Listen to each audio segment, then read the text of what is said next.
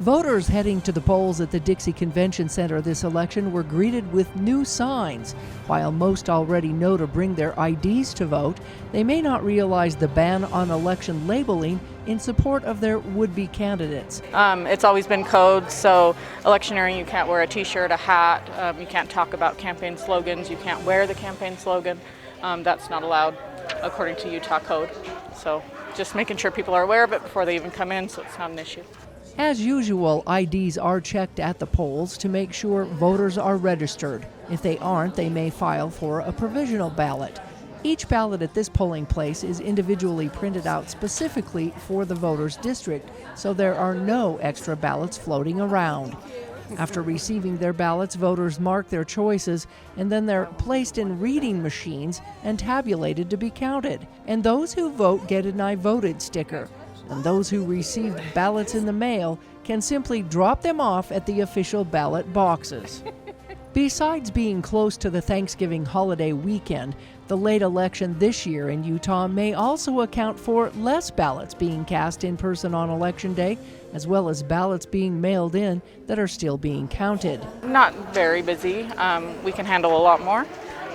But most people are mailing their ballots. And it's a holiday week, so that's kind of throws a wrench in it as well. So. And due to continued concerns over voter fraud, media and other outside observers with cameras are not allowed to take video of the processing of those ballots. Security measures have also been tightened over the years. Despite these changes, many voters still prefer to spoil their mail-in ballots and vote in person. We're strongly in favor of in-person voting with ID. We know that the other methods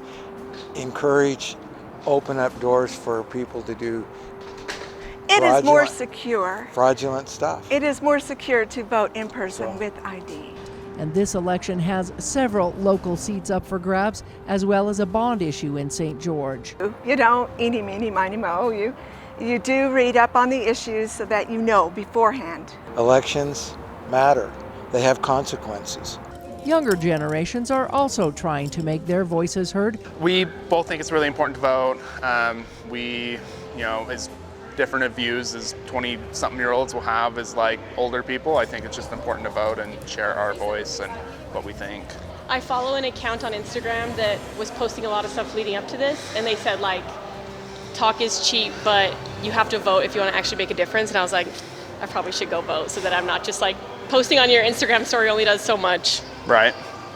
By 11:30 a.m., about 138 people had voted at the Washington County polling place. Only 38,000 ballots had come back in and had been processed by that time, which is also considered very low for a general election. In Washington County on Election Day, Melissa Anderson, Community Education News.